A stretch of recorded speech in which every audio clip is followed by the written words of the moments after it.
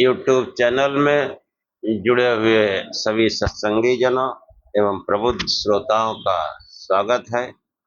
सभी का अभिनंदन है और सभी को मेरा प्रेम पूर्वक जय शिव जय शिव। वैशेषिक दर्शन के पिछले आख्यानों में जो नवद्रव्य बताए गए उन पर चर्चा करते हुए ये जो तृतीय अध्याय है उसमें आत्मा नामक द्रव्य पर उसकी परीक्षा के लिए आख्यान प्रस्तुत किया गया और उस आत्मा की ही परीक्षा के लिए वो उसी आख्यान को आगे बढ़ाते हुए आज का आख्यान आरंभ करते हैं।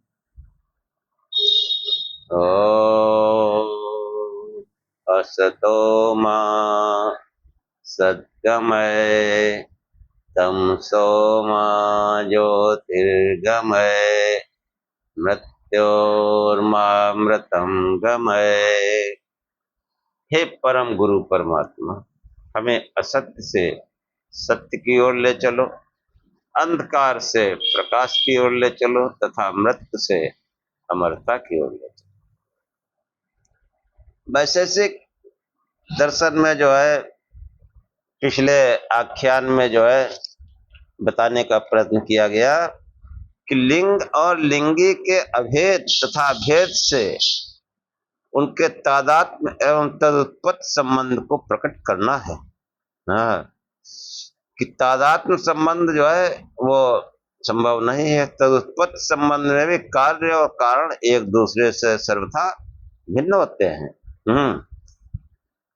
वैशेषिक शास्त्र कार्य कारण में भेदवादी है। जहाँ कर्म कारण भाव है और जहाँ कार्य कारण भाव नहीं है, दोनों जगह अर्थांतरता समान है। ऐसी स्थिति में अर्थांतर होते हुए कहाँ साध्य साधन भाव होता है, कहाँ नहीं, इसका स्पष्टीकरण होना आवश्यक है। इसीलिए पीछे के सूत्र में जो है अनपदेशा जो है पद की अनुवृत्ति थी। अनपदेशा पद का पाठ जो है अतिरिक्त दोष के उद्भावन को प्रकट करता है। अर्थांतरम ही अर्थांतरस्यानुपदेशः। और पूर्व पक्ष की इस भावना को ध्यान में रखते हुए सूत्रकार आगे बताता है कि संयोग समवायकार्थ समवाय विरोधी च, कि संयोग संबंध वाला समवाय संबंध वाला, एक अर्थ में समवाय संबंध से रहने वाला परस्पर प्रतिकूल है। कि संयोग आदि पद जो है वो नपुंसक लिंग पद से जो है विशेष रूप से प्रयुक्त है। संयोग लिंग साधन हेतु से पर्याय, ये सब जो है ये पर्याय शब्द है। साध्य के साथ हेतु से अनेक संबंधों का निर्देश कर वैशेषिक के आचार्य कहते हैं कि ये जो है साध्य साधन का परस्पर कोई एक तादात्म्य अथवा तदुत्पत्ति आदि संबंध नियत नहीं है। साध्य साधन के लिए उनके परस्पर साहचर्य नियम की जानकारी का होना आवश्यक। हाँ, उनके रहते तो संबंध उनका संभव हो, उसे स्वीकार कर लेना उपयुक्त होगा। दोनों का साहचर्य होना चाहिए, तभी तो जो है उसमें तदात्म्य और तदुत्पत्ति का साधन बनेगा। साध्य साधन के साहचर्य की आवश्यकता को सूत्रकार ने आगे स्पष्ट किया है, आगे बताया जाएगा। और ये जो है संयोग समवाय कार्य समवाय विरोधी च, संयोग संबंध वाला हेतु जैसे धूम में अग्नि का अनुमान होता है, त्वक से शरीर का, सुपथ पर जाते हुए रथ आदि सवारी के सारथी का, इनमें साहचर्य नियम की जानकारी का होना आवश्यक है। कि धुआं जो है वो अग्नि के साहचर्य के बिना नहीं हो सकता। कि धूम जो है अग्नि के बिना नहीं हो सकता, जीवित शरीर त्वक के बिना नहीं रह सकता, कि कोई जिंदा शरीर है त्वचा न हो तो उसके बिना नहीं रह सकता। तो ये जो है ठीक मार्ग पर रथ, मोटर आदि किसी सवारी का संचालक के बिना संभव नहीं है। कि मोटर या कोई रथ जा रहा है तो उसमें ड्राइवर का होना जरूरी, उसके बगैर वो संभव नहीं है चलना उसका। इनका परस्पर साचर्य निश्चित है। इन सब भूतों में साध्य यानी अग्नि, शरीर, सारथी आदि के साथ हेतु धूम, त्वक, रथ आदि का संबंध संयोग है। कि जो है बिना संयोग के जो है कुछ नहीं होता। और समवाय संबंध वाला है, जैसे शब्द कैसे आकाश का अनुमान किया जाता है। शब्द हेतु है, आकाश साध्य है। शब्द हेतु है, आकाश साध्य है। शब्द आकाश में समवाय संबंध से है। स्पर्श से वायु का अनुमान होता है, ज्ञान गुण से आत्मा का अनुमान होता है, ज्ञान गुण से आत्मा का अनुमान होता है। जो इस रस, शब्द, रूप, इसका ज्ञान कौन कर रहा है? ये इंद्रिया थोड़े कर रहे हैं, इसका ज्ञान आत्मा को होता है। ज्ञान गुण से आत्मा का अनुमान होता है। यद्यपि इन सब स्थलों में साध्य साधन का कार्य कारण भाव है और कार्य से कारण का अनुमान होना कहा जा सकता है, परंतु कार्य कारण भाव धूम और अग्नि में भी है। वहां भी धूम कार्य से अग्नि कारण का अनुमान किया जाता है। आचार्य जो है प्रस्तुत प्रसंग में साध्य साधन के संबंध को समझाना चाहता है। साध्य साधन का कार्य कारण भाव चाहे किसी प्रकार का हो, धूम अग्नि का निमित्त कारण होता है, समवाय कारण नहीं। एकार्थ समवाय संबंध का उदाहरण जो है देते हुए, एकार्थ जो है जो साधन है, पिछले उसने जो बताया ना, संयोग समवाय, एकार्थ समवाय विरोधी। तो एकार्थ समवाय जो है वो क्या है कि कार्य कार्यांतरस्य, एक कार्य अपने से भिन्न कार्य का साधन होता है। एक कार्य जो है वो अपने भिन्न कार्य का साधन होता है। जैसे पट संवेद रूप एक कार्य है, वस्त्र है, वो एक कार्य है, उससे जो है वस्त्र बनता है। पट संवेद स्पर्श अन्य कार्य है। जहां रूप रहता है वहां स्पर्श का रहना आवश्यक है। स्पर्श को छोड़कर रूप नहीं रह सकता। स्पर्श को छोड़कर रूप नहीं रह सकता। ऐसा कोई स्थल नहीं जहां रूप रहता हो पर स्पर्श न रहता हो। इनका साचर्य नियत है। जब पट संवेद रूप का प्रत्यक्ष होता है तो उसे पट संवेद स्पर्श का अनुमान हो जाता है। रूप संवेद पट में स्पर्श अवश्य है। साध्य स्पर्श और साधन स्पर्श का संबंध एकार्थ समवायित तो है। रूप जिस पट अर्थ में संवेद है उसी अर्थ में स्पर्श संवेद है। रूप होगा तो स्पर्श जरूर होगा। ऐसे ही पृथ्वी संवेद गंध, पृथ्वी संवेद रूप, रस आदि के अस्तित्व में साधन होता है। जहां गंध है वहां रूप रस अवश्य रहते हैं। कार्य कारांतरस्य, कि एक कार्य अपने से भिन्न कार्य का साधन होता है। और जो पीछे सूत्र में आया था कि समवाय विरोध च, अब विरोध का उदाहरण जो है देते हुए उसको समझाते हुए मार्स कड़ा जो है कहते हैं कि विरोध्य भूतम भूतस्य, विरोधी हेतु होता है। जैसे अभूत यानी न होना कार्य का अपने विरोधी विद्यमान होने का अनुमापक होता है। कि जैसे बादल, बादल आए हैं, बादल छाए हैं, वर्षा नहीं हो रही। वर्षा का न होना वर्षा के विरोधी विदारक वायु और अभ्र के साथ संयोग का अनुमान कराता है। बादलों की घटा छाए रहने पर जब बादल के साथ वर्षा के विरोधी विधारक वायु का संबंध रहता है, वह वर्षा को नहीं होने देता। वर्षा का न होना अपने विरोधी वायु की उपस्थिति का अनुमान कराता है। कि बादल है तो वर्षा नहीं हो रही, इसका मतलब कोई विरोधी पछुआ हवा चलने लगी तो पानी नहीं बरस रहा, धीरे धीरे बादल भी हट जाएगा। तो विरोधी का अनुमान तीन प्रकार से सामने आता है। किसी कार्य के न होने और होने से, विरोधी के होने व न होने का अनुमान तथा दोनों उपस्थिति में एक की विशिष्ट स्थिति से दूसरे की विद्यमानता का अनुमान।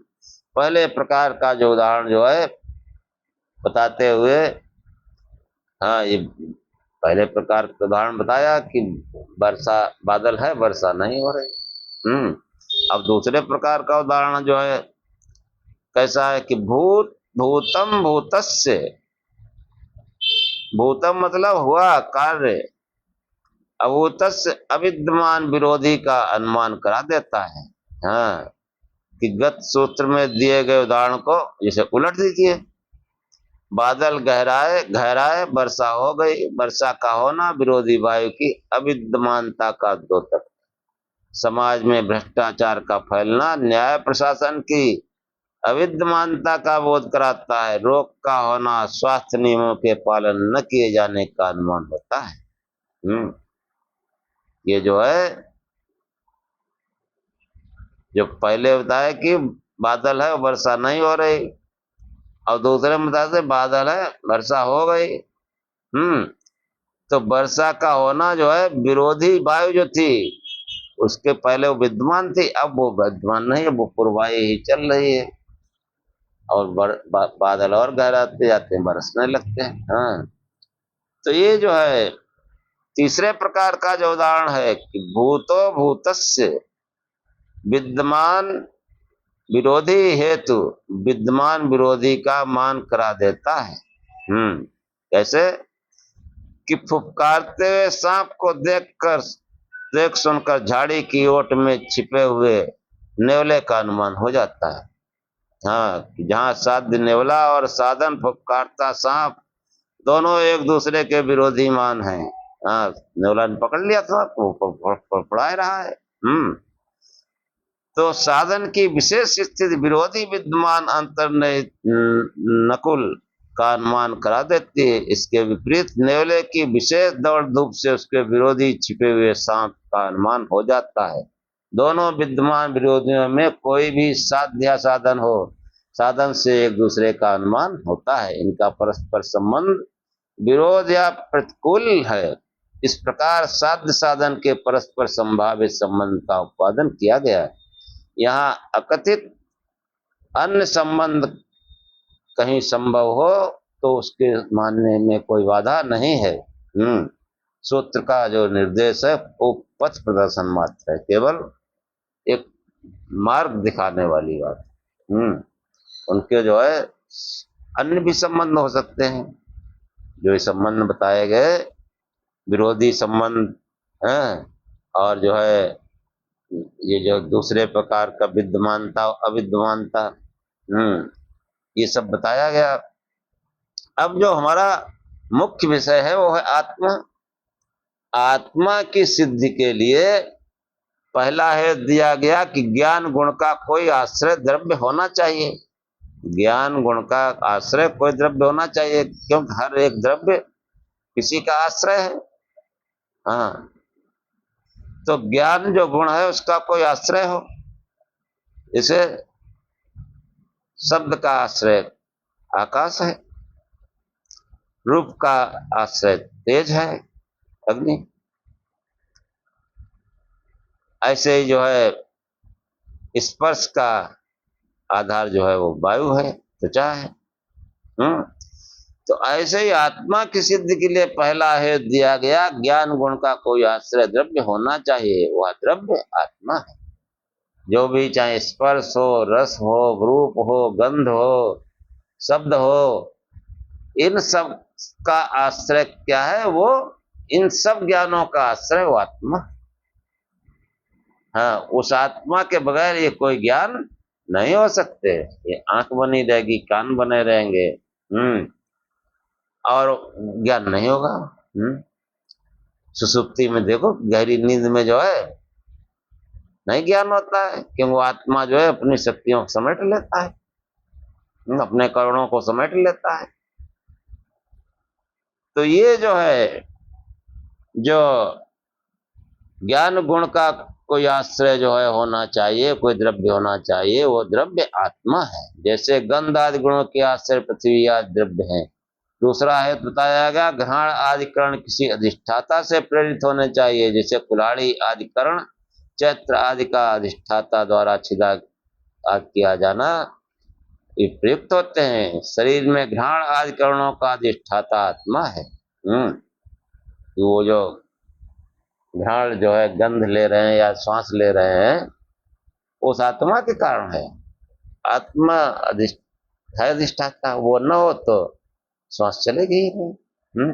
और वो जैसे ही प्रवेश करता है शरीर में, बच्चा पैदा होते समय वैसे प्राण चलने लगता है। वो अंदर अंदर लोग कहते हैं कि जीव आ गया, अंदर जीव नहीं आता।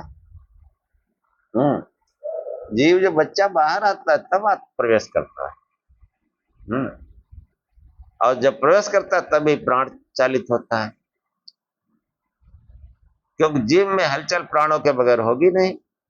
प्राण तो हलचल है, जो भी हम हमारे क्रियाकलाप है प्राणों की वजह से है। प्राण कमजोर हो तो हमारे मुंह से बोल नहीं निकलेगा, हाथ पैर बेकार हो जाएंगे। तो ये जो है, ये इन सबका अधिष्ठाता। हाँ, जैसे कुल्हाड़ी से लकड़ी काटी जाती है, लेकिन लकड़ी कुल्हाड़ी ये अपने आप ही काट देगा नहीं, ये कोई मनुष्य होना चाहिए इसका अधिष्ठाता। हाँ, मनुष्य लकड़ी तोड़ता है, लकड़ी बीज बोता है, या लकड़ी काट के लाता है आरे से, और कुल्हाड़ी उसको फाड़ता है। कुल्हाड़ी भी उसी ने बनाई। तो ये जो है साधन, ये जो है, जो शरीर में घ्राण आदि करणों का अधिष्ठाता आत्मा है, इस विषय में साध्य साधन के संबंध की जिज्ञासा की गई थी, इसका विस्तृत विवेचन किया गया। हाँ, फलस्वरूप पूर्वोक्त हेतु यथार्थ है, हेत्वाभास नहीं।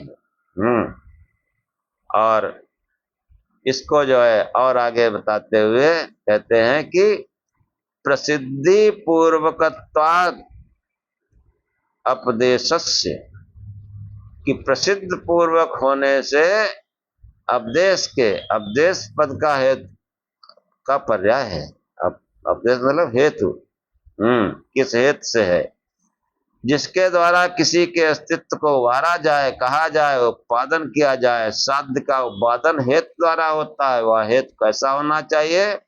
सूत्रकार कहते हैं कि प्रसिद्ध पूर्वकवत पद से स्पष्ट किया गया है कि हेतु प्रसिद्ध पूर्वक होना चाहिए। प्रसिद्ध पद का तात्पर्य साध्य साधन का सर्वविदित संबंध, अर्थात साध्य साधन के नियत साहचर्य की यथार्थता की जानकारी। इसी का नाम व्याप्ति ज्ञान है।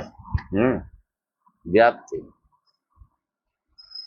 तो ये जो है साध्य के साथ हेतु की व्याप्ति का ज्ञान, साध्य क्षेत्र को हेतु व्याप्त कर रहा है, न न्यून न अधिक। यदि किस क्षेत्र में के किसी अंश को छोड़ेगा, न्यून में रहेगा, तो अव्याप्ति दोष से दूषित होगा। तो साध्य के क्षेत्र से अतिरिक्त अधिक देश में प्रवृत्त होगा तो वह हेतु अति व्याप्ति दोष से दूषित जान लेना आवश्यक है। हाँ, दूषित होगा। अतः हेतु की यथार्थता के लिए साध्य और हेतु के व्यापक भाव को जान लेना आवश्यक है। आत्मा की सिद्धि के लिए जो हेतु प्रथम प्रस्तुत किए गए वे प्रसिद्ध पूर्वक होने से निर्देश है। कि जो हेतु पहले प्रस्तुत किए गए वो सब, उनमें कोई दोष नहीं है। ये जो जितने भी ज्ञान गुण है, ज्ञान का जो हेतु है वो आत्मा है। हाँ, और शिष्य जिज्ञासा करता है कि हेतु में दोष होने से वह यथार्थ हेतु नहीं रहता, हेतु तो आभास कहा जाता है। वे दोष क्या होते हैं? तो सूत्रकार बताते हैं कि वे दोष कौन से हैं? अप्रसिद्धो अनपदेशो असन संदिग्धश्चान अपदेशा। प्रसिद्धि से रहित अपदेश हेतु नहीं है, हेतु तो आभास है। न रहता हुआ संदेह से युक्त और अहेत हेत्वाभास है। सूत्र में 3 हेत्वाभासों का निर्देश है। पहला, जहां प्रसिद्ध व्याप्त ग्रहित न हो। दूसरा, जहां साध्याधिकरण में हेतु न रहे, प्रत्युत साध्याभाव के अधिकरण में न रहे। तीसरा है संदिग्ध, जो साध्य और साध्याभाव दोनों अधिकरण में रहे। इससे असिद्ध, विरुद्ध और अनेकांतिक अथवा सभ्य विचार हेत्वाभास आ जाते हैं। सूत्र के चा पद से जो है बाधित और सत्प्रतिपक्ष का संग्रह किया जाता है, ऐसा व्याख्याकारों ने माना है। कतिपय व्याख्याकार सूत्र निर्देश के अनुसार आचार्य के विचार में केवल 3 हेत्वाभासों को मान्यता देते हैं। इनके उदाहरण अग्रिम 2 सूत्रों द्वारा सूत्रकार ने स्वयं प्रस्तुत करता है। आगे जो 2 सूत्र हैं उससे जो है 3 प्रकार के हेत्वाभास जो है उनका विवरण आएगा। तो ये जो है ये बहुत सूक्ष्म चीजें हैं। उस आत्मा को समझने के लिए इन सबका जो है जानना आवश्यक है। कि कहते हैं कि यस्मात् विषाणी तस्मात् अश्वः, जिस कारण विषाणी यानी सींग वाला है उस कारण घोड़ा है। यहाँ अनुमान का प्रयोग है, अयम अश्वा विषाणित्वात् सत्संगालादिवत्। अयम पद से बोधित पक्ष यदि रासव है तो यह उदाहरण दोनों असिद्ध और विरुद्ध हेत्वाभास बनता है। कि पक्ष यदि पक्ष अश्व ही है तो आश्रय असिद्ध नहीं बनेगा। इस अनुमान से रासव, पक्ष, अश्वत्थ, साध्य और विषाणी तो हेतु है। रासव पक्ष में अश्वत्थ स्वरूप से असिद्ध है, साध्य और हेतु की व्याप्ति नहीं बनती। जो अश्व है वह विषाणी है, ये कहीं नहीं देखा जाता। विषाणी मतलब सींग वाला, कि जो है घोड़ा जो है वो सींग वाला नहीं देखा जाता है। इसीलिए यहाँ उदाहरण व्याप्तत्व सिद्ध का है। अग्रहित व्याप्तिक हेतु व्याप्तत्व सिद्ध कहता है। सोपाधिक हेतु में व्याप्तत्व सिद्ध करने पर एक सफत्वत्व उपाधि प्रस्तुत की जाती है। ये साध्य का व्यापक और साधन का व्यापक है। जहाँ अश्वत्थ है वहाँ एक सफत्व है, ये साध्य के साथ व्याप्ति बन जाती है। पर जहाँ विषाणित्व है वहाँ एक सफत्व है, ऐसी साधन से साथ व्याप्ति नहीं बनती। क्योंकि गौ, अजा, महिषी, मृग आदि सभी विषाण पशुओं में खुर यानी खुर जो है वो कैसे होते हैं? चिरे हुए होते हैं। घोड़े का जो शुभ होता है और गौ आदि का खुर कहा जाता है। जो घोड़े का जो खुर होता है खुर सुम कहा जाता है। सुमी वो चिरा नहीं होता है, फर्क होता है कि घोड़ा और गधा जो है उनके जो पैर होते हैं नीचे वो सुम होते हैं। सुम, उसमें सुमिंग लगाई जाती है, नाल लगाई जाती है, इसको सुमी भी कहते हैं। और जो गाय है, बकरी है, इनको जो है इनके जो उनके पैरों को खुर कहा जाता है, खुर। तो ये जो है सोपाधिक हेत्वाभास में वो धर्म उपाधि होता है जो साध्य का व्यापक और साधन का अव्यापक हो। इस प्रकार का उदाहरण आश्रय सिद्ध और व्याप्त सिद्ध दोनों असिद्ध हेत्वाभासों का बन जाता है। यदि पक्ष में रासव न होकर अश्व है तो वह आश्रय सिद्ध का उदाहरण न रहेगा, केवल व्याप्त सिद्ध का होगा। यही उदाहरण विरुद्ध हेत्वाभास का है। कि अनुमान का स्वरूप है अयम अश्वा विषाणित्वात्। यह अश्व यानी जो है जहां हेत साध्याधिकरण में न रहकर साध्याभाव में अधिकरण में रहे, साध्य असत्व है, असत्व के अधिकरण अश्वमात्र में विषाणित्व हेतु नहीं रहता। पर जहां असत्व का अभाव है, विषाणित्व मतलब जो खुर दो भागों में बटा होता है, हाँ, तो वो अश्व में नहीं होता है। पर अश्व का जहां अभाव है, जैसे गाय है, बकरी है, भैंस है, वहां विषाणित्व रहता है, वहां खुर रहता है, विषाणित्व मतलब खुर। और जो घोड़ा गधा है उनमें जो है वो सुमी रहती है, उसमें वो खुर नहीं होता है। तो ये जो है अश्वत्थ का साधन न होकर अश्वत्थ के विरोधी गोत्र आदि का साधक है, इसलिए यहाँ विरुद्ध हेत्वाभास का उदाहरण है। इस सूत्र से द्वारा सूत्रकार ने असिद्ध और विरुद्ध दो हेत्वाभासों का उदाहरण प्रस्तुत किया है कि पशु तो एक ही जैसे हैं, गाय, भैंस, गधा, बकरा, लेकिन उनके जो है घोड़ा और गधे में जो है विषाणु नहीं होता है, विषाणु तो नहीं होता, नहीं खुर नहीं होता है, सुम्मी होती है। और गाय और बकरी इनमें सुम्मी नहीं होता है, खुर होता है। ये इनमें विरोधी है भाव, दोनों पशु। अब संदिग्ध अर्थात अनैकांतिक का उदाहरण सूत्रकार प्रस्तुत करता है। यस्मात् विषाणी तस्मात् गौरीति चानेकांतिकस्योदाहरणम्। जिस कारण से विषाणी, अब विषाणी सिंह को भी कहा जाता है विषाणी, जिस कारण से सिंह वाला है उस कारण से गाय है, यह और अनैकांतिक उदाहरण है। जो हेतु साध्याधिकरण और साध्यभावाधिकरण दोनों स्थल में रहता है, वह एक अर्थ का निश्चायक न होने से संदिग्ध और अनैकांतिक कहा जाता है। जब अयम गौ, ये गाय है, ये कहकर विषाणित्वात् यानी वो सिंह वाला होने से हेतु दिया जाता है, तब यह संदिग्ध है। यहाँ पूर्ववर्ती द्रव्य में गोत्र साध्य है, विषाणित हेतु के साथ उसकी एकांतिक व्याप्ति नहीं है। जहां विषाणित्व है वहां गोत्व है, यह व्यभिचारित व्याप्ति है। कहीं गाय के भी सींग नहीं होते, हाँ, किसी गाय में भी सींग नहीं होते, बहुत सी गाय होती है। और जहां गोत्व नहीं है, बकरी, भैंस, बकरी, हाँ, उनके भी सींग रहते हैं। जो है जो हेतु साध्यकरण और साध्य अभावाकरण दोनों स्थलों में रहता है।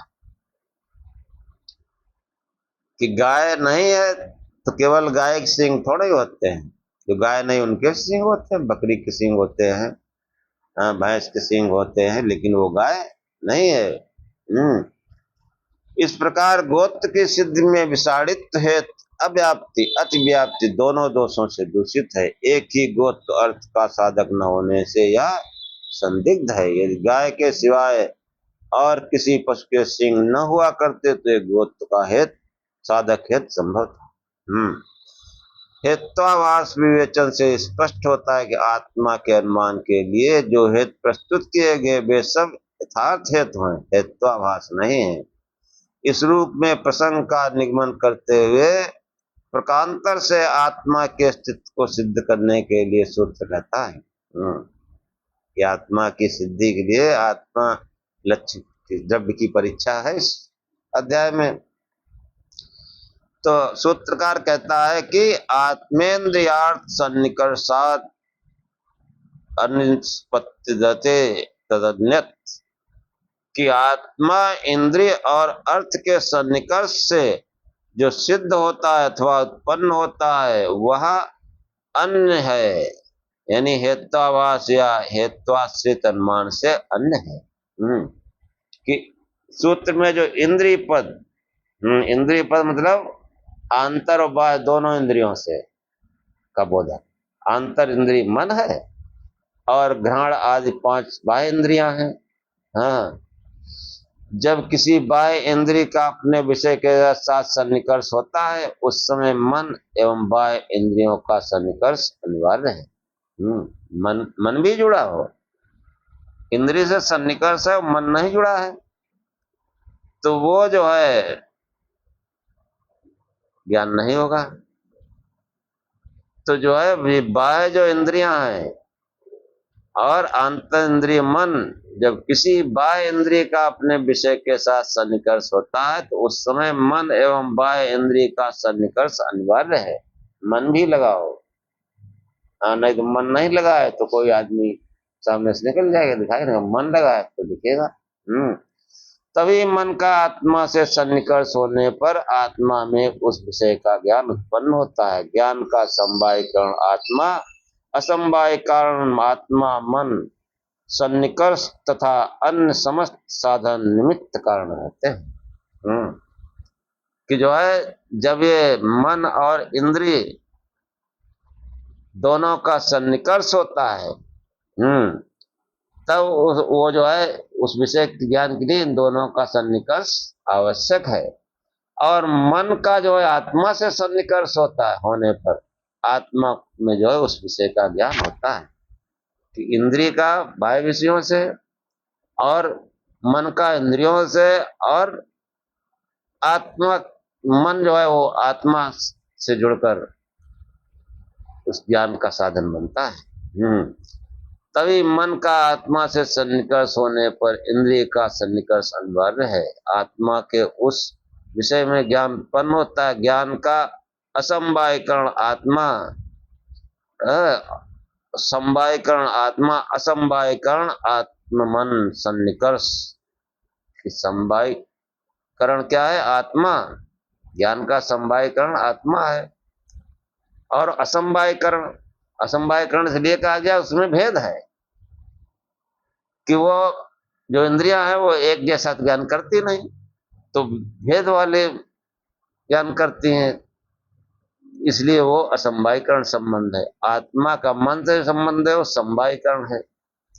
ये जो है कार्यभूत ज्ञान गुण 2 प्रकार से आत्मा का साधक है। एक कार्य एवं गुण होने से, दूसरा प्रत्यभिज्ञान अथवा प्रतिसंध ज्ञान द्वारा उत्पन्न हुआ ज्ञान कहीं आश्रित रहना चाहिए। उत्पन्न हुआ ज्ञान उसका कोई आश्रय होना चाहिए। कार्य होने से अथवा गुण होने से कार्यत्व अथवा गुणत्व हेतु ज्ञान के किसी आश्रय का बोध कराता है। क्योंकि कोई कार्य अथवा गुण निराश्रित नहीं रहता। ज्ञान के आश्रय पृथ्वी या द्रव्य में संभव नहीं है। ज्ञान का आश्रय जो है पंच महाभूतों में संभव नहीं है। इसी आधार पर देह इंद्रिय आदि ज्ञान के आश्रय नहीं माने जा सकते हैं। ये देह है और जो इंद्रियां हैं ये ज्ञान के आश्रय नहीं माने जा सकते। फलता ज्ञान आश्रय रूप में नवम आत्म द्रव्य सिद्ध होता है। आत्मा द्रव्य सिद्ध होता है कि इन सब इंद्रियों का ज्ञान किसको होता है, इसका आश्रय कौन है? वो आत्मा है। ज्ञान से आत्मा की सिद्ध दूसरे प्रकार प्रत्यभिज्ञान द्वारा होती है। यह अनुभव सिद्ध है कि ज्ञान की उत्पत्ति में इंद्रियां एक महत्वपूर्ण साधन है। तब इंद्रियों को ज्ञान का आश्रय क्यों न मान लिया जाए? अतिरिक्त आत्मा की कल्पना करना व्यर्थ है। कि जब इंद्रियां एक महत्वपूर्ण साधन है तब इंद्रियों को ज्ञान का आश्रय क्यों न मान लिया जाए? आत्मा की कल्पना क्यों करते हैं? इस विषय में समझना है प्रत्येक इंद्रिय का अपना ग्राह्य विषय नियत है। कि नियत है सबका। अगर इंद्रिय को ही मान लेंगे तो फिर वो जैसे आंख को मान लीजिए तो दृश्य ही रहेगा। आंख सुन तो सकती है, न रस ले सकती है, न स्पर्श कर सकती है। हाँ, तो घ्राण जो है केवल गंध ग्रहण करता है। ऐसे ही जो है जब कोई प्रत्येक व्यक्ति जो है अनुभव करता है, कैसा अनुभव करता है कि उसने जो है आम को देखा, जैसे आम को देखा, सूंघा, फिर हाथ में लेकर चूस रहा है। यहाँ सूंघना, छूना, चूसना क्रियाओं द्वारा गंध, स्पर्श, रस एक आश्रय द्वारा अनुभव किया जाना चाहिए। हाँ, एक आश्रय द्वारा अनुभव जो है किया जाना प्रतीत होता है। गंध स्पर्श रस ज्ञान एक ही आश्रय द्वारा होने से इसका आश्रय किसी इंद्रिय का होना संभव नहीं है। कोई इंद्रिय जो है इन सब का ज्ञान नहीं कर सकती है। हाँ, यामचूत रहे और उसका सब ज्ञान हो रहे कि देखना हमको, छूना, चूसना, रस का आनंद लेना, ये सब कार्य कोई इंद्रिय नहीं कर सकती। ये सब कार्य जो है सबका जो है ऐसा ज्ञान अनुसंधान कहता है जो इंद्रिय आदि के अतिरिक्त आत्मा का के अस्तित्व को सिद्ध करता है। इंद्रिय आदि के अतिरिक्त, हाँ, और सूत्र का अर्थ जो है दूसरे प्रकार से भी जो है आत्मा, मन, इंद्रिय और अर्थ के सन्निकर्ष जो ज्ञान उत्पन्न होता है वो अन्य है, भिन्न है। हेतुआश्रित अनुमान से, अर्थात वह प्रत्यक्ष ज्ञान है। यह प्रत्यक्ष ज्ञान जिसको होता है वह आत्मा समस्त पृथ्वी या जड़ जगत से अतिरिक्त है। प्रत्यक्ष ज्ञान होने से परंपरा में कुछ विषय, कुछ साधन, कुछ कर्ता है। बाह्य अर्थ विषय, इंद्रिया तथा मन साधन है, आत्मा करता है। इंद्रिय का मन से, मन का आत्मा से जो सन्निकर्ष है वह केवल संयोग है। हाँ, इंद्रियां, मन और आत्मा द्रव्य पदार्थ हैं। दो द्रव्यों का सन्निकर्ष संयोग होता है, परंतु इंद्रिय का अर्थ के साथ सन्निकर्ष अनेक प्रकार का है। हाँ, इंद्रिय द्रव्य तत्व है। इसका जिस अर्थ में सन्निकर्ष अपेक्षित है वह द्रव्य, गुण, कर्म, सामान्य तथा अभाव आदि हो सकता है। इसके साथ इंद्रिय के साथ संबंध विभिन्न स्थलों में संभव है और उनकी संख्या 6 है। उनकी संख्या जो है वो 6 है। वो कैसे कि जो है इंद्रिय के जो संबंध विभिन्न स्थलों में संभव है उनकी संख्या 6 है। वो 6 क्या है कि पहले जैसे संयोग, इंद्रिय से जब किसी द्रव्य का ग्रहण किया जाएगा तब उसका इंद्रिय से संयोग यानी सन्निकर्ष होगा। द्रव्य ग्राहक इंद्रिय केवल चक्षु माना जाता है, चक्षु रूप वाले द्रव्य का ग्रहण करता है। चक्षु से घट आदि पदार्थों के ग्रहण में संयोग सन्निकर्ष रहता है। कतिपय आचार्य तक इंद्रिय को भी द्रव्य ग्राहक मानते हैं। वह स्पर्श वाले द्रव्यों को ग्रहण करेगा। पृथ्वी, जल, तेज, वायु रूप में कोई द्रव्य हो त्वक से उसका ग्रहण करने में संयोग सन्निकर्ष होगा। इस प्रकार चक्षु अथवा त्वक से जब किसी द्रव्य का ग्रहण होता है तो उसका सन्निकर्ष जो है वो संयोग कहा जाता है। दूसरा है संयुक्त समवाय। जब किसी इंद्रिय में द्रव्य, वृत्ति, गुण, कर्म और सामान्य का ग्रहण होता है तब वह सन्निकर्ष रहता है। चक्षु आदि इंद्रिय से संयुक्त वह द्रव्य है और द्रव्य में संवेद है, समवाय संबंध से रहते हैं। गुण, कर्म, सामान्य, इस प्रकार इंद्रिय और ग्राह्य विषय, गुण, कर्म, सामान्य का सन्निकर्ष हुआ संयुक्त समवाय। गुण, कर्म और सामान्य इन सबका संबंध जो है संयुक्त है, ज्वाइंट है, इसलिए इसको संयुक्त समवाय कहते हैं। चक्षु से घट गत रूप का प्रत्यक्ष किए जाने से इंद्रिय संयुक्त घट, उसमें संवेद रूप घट में क्रिया हो रही है, किसी ने उसे हिला दिया, लुढ़का दिया, क्रिया के प्रत्यक्ष में इंद्रिय संयुक्त घट उसमें संवेद किया गया। घट में घटत्व आदि सामान्य का प्रत्यक्ष करने में इंद्रिय संयुक्त घट उसमें संवेद घटत्व आदि। इसी प्रकार द्रव्य गुण, शब्द गुण को छोड़कर शेष गुण, कर्म, सामान्य में ग्रहण के इस सन्निकर्ष का उपयोग होता है। तीसरा है संयुक्त संवेद समवाय।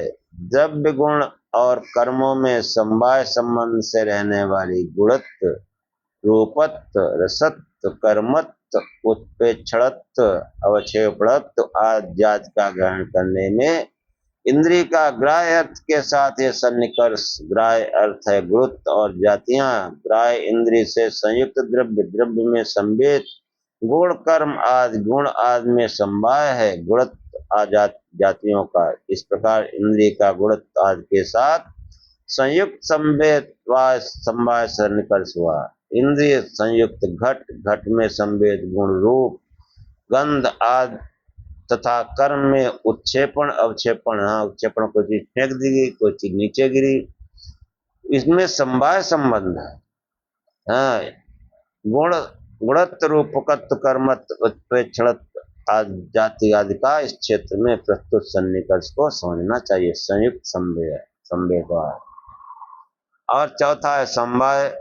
गत पंक्तियों में कहा गया कि द्रव्य गुण का ग्रहण संयुक्त समवाय सन्निकर्ष है, परंतु शब्द गुण को छोड़कर यह व्यवस्था है। कारण यह कि घ्राण आदि चार इंद्रियां अपने पृथ्वी आदि उपादान तत्वों से उत्पन्न होकर इंद्रिय रूप में अपना पृथक अस्तित्व रखती हैं।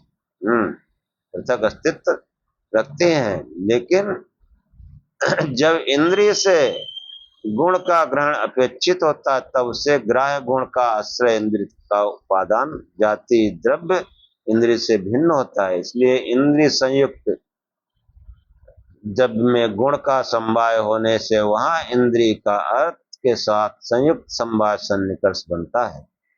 परंतु श्रोतेंद्रिय ग्राह्य शब्द के विषय में ऐसी व्यवस्था नहीं है।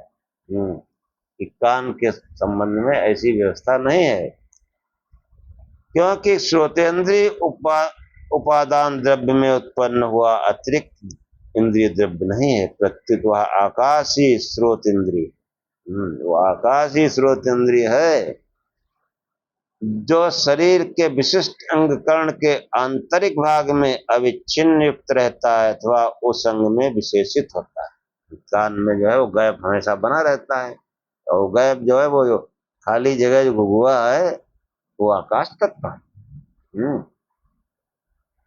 वो आकाश तत्व न हो तो इंद्रिय बनी रहेगी, कुछ नहीं होगा।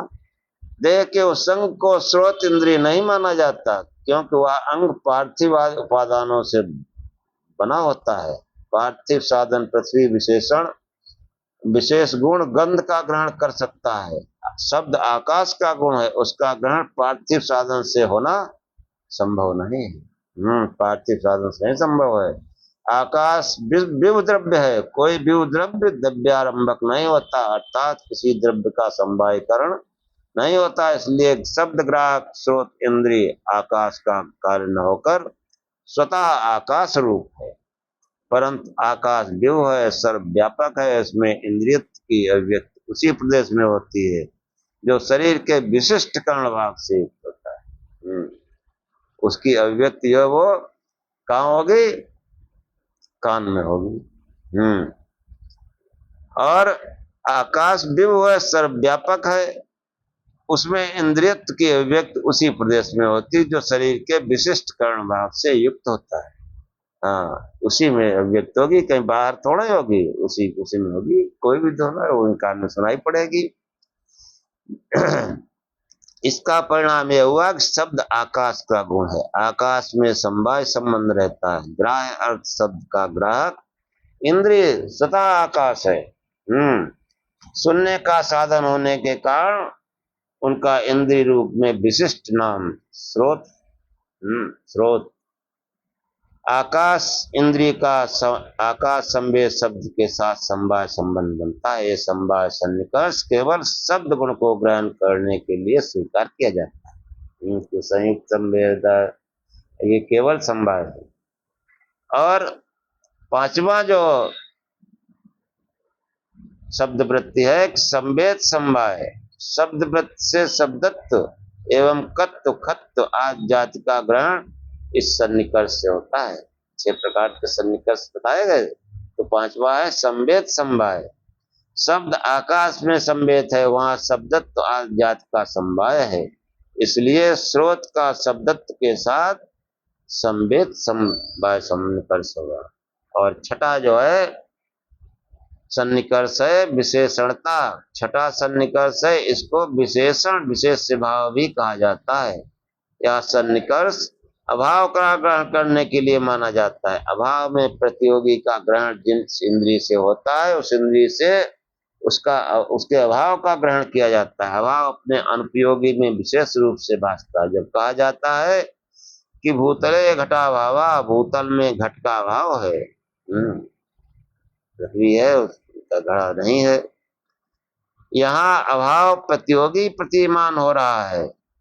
अभाव ग्राहक इंद्रिय का अभाव के अनुपयोगी के साथ जो संबंध बने, उससे आगे विशेषणता पद लगा देने से इंद्रिय का ग्राह्य अभाव अर्थ के साथ सन्निकर्ष अव्यक्त हो जाता है।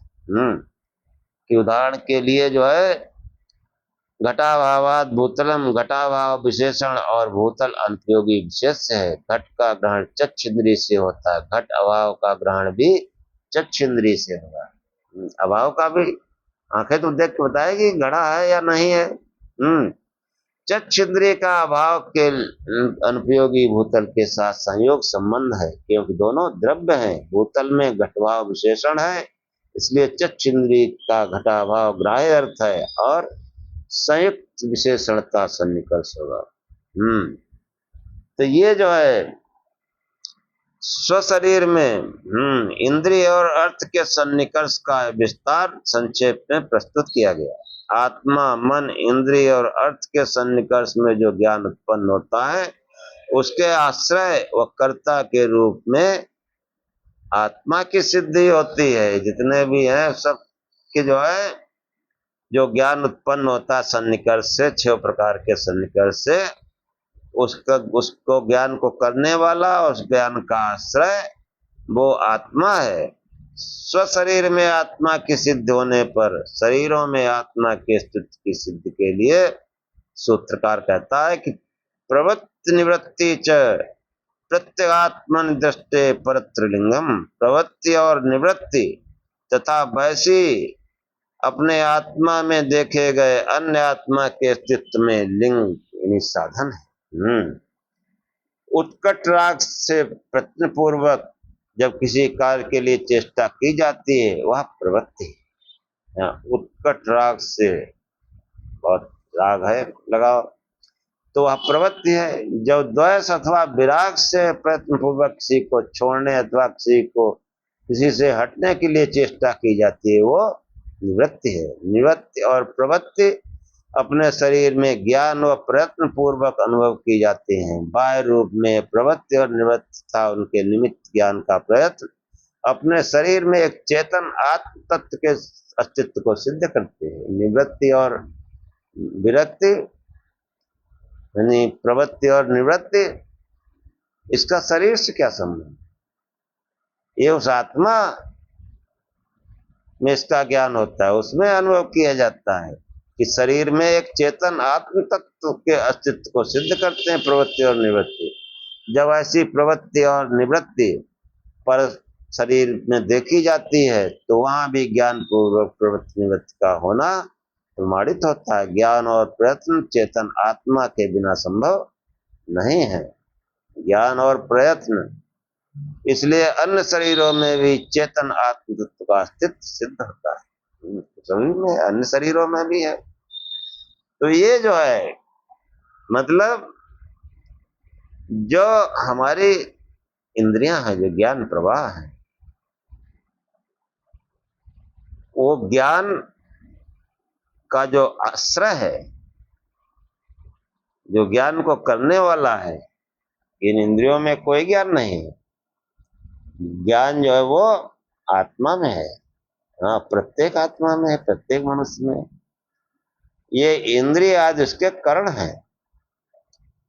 ये आत्मा का जो स्वरूप लक्षण जो है, जिसकी परीक्षा की गई, परीक्षा यही है कि इंद्रिय आदि जो है, ये देह आदि जो है, ये आत्म तत्व नहीं, इनको आत्मा समझना अविद्या है, ज्ञान है। इसलिए कोई भी देहधारी वो ईश्वर नहीं हो सकता। कोई जन्म लेने वाला, मृत्यु वाला ईश्वर नहीं हो सकता। कोई आकार वाला देहधारी आकार वाला होगा।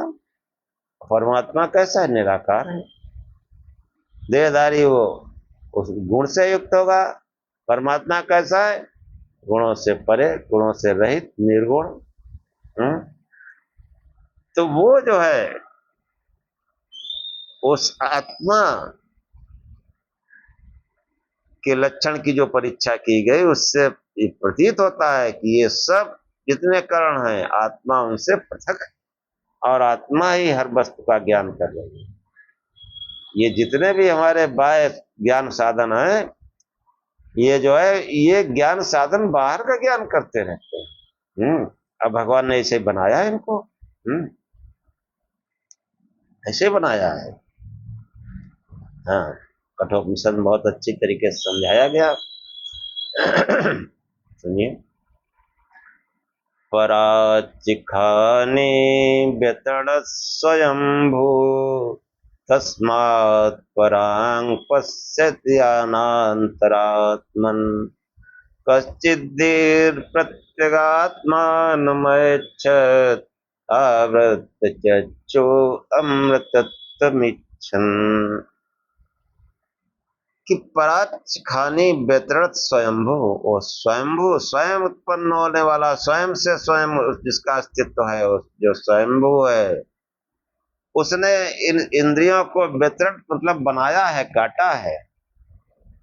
पराच खान व्यतृत स्वयंभू, इनको बाहर की ओर काटा है, बाहर की ओर बनाया है, इसलिए इंद्रियां बाहर का ज्ञान करती हैं। पराच खान व्यतृत स्वयंभू तस्मात् परांग पश्यत, बाहर का ज्ञान करती हैं, न चांतरात्मा, अंतरात्मा का नहीं।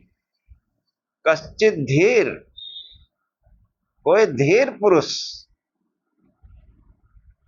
उस आत्म तत्व की इच्छा करता हुआ, कश्चित धीर प्रत्यगात्मानात्मचित आवृत्त चक्षु अमृतत्व, अमरता की इच्छा वाला, हाँ, इन सांसारिक दुखों से बिल्कुल छूट जाने की इच्छा वाला, उसने निःश्रेयस की इच्छा करने वाला कोई धीर पुरुष, हाँ धीर, तभी तो बड़े बड़े प्रलोभनों को, सांसारिक भोगों को छोड़ पाता है।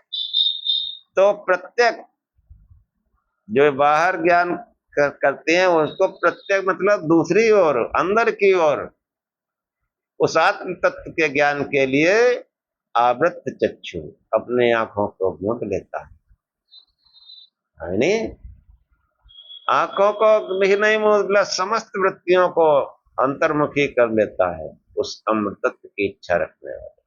इसलिए जो है हमको जो है अपने अंतर में उस आत्म तत्व को जानने की इच्छा रखनी चाहिए। आंख मूंद कर बैठो, ध्यान करो प्रकाश स्वरूप से, और शिव शिव जपो, प्रकाश स्वरूप से ध्यान करो।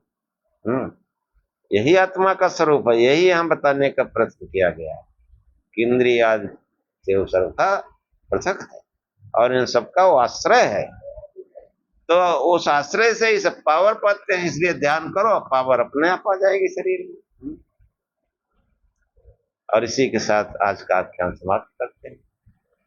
ओम सहनाववतु सहनौ भुनक्तु सह वीर्यं करवावहै तेजस्विनावधीतमस्तु मा विद्विषावहै। ओम शांति शांति शांति। हे परमात्मा, हम दोनों श्रोता और वक्ता की साथ साथ रक्षा करें, साथ साथ पालना करें, हम दोनों साथ साथ मिलकर बल को बढ़ावें, पराक्रम करें, हमारा पढ़ा पढ़ाया एक साथ तेजस्विता को प्राप्त करें, हम आपस में द्वेष न करें। हे परमात्मा, हम दोनों को दैहिक दैविक भौतिक तीनों प्रकार के तापों से, दुखों से अत्यंत निवृत्ति हो। ओम शांति शांति शांति। जय श्री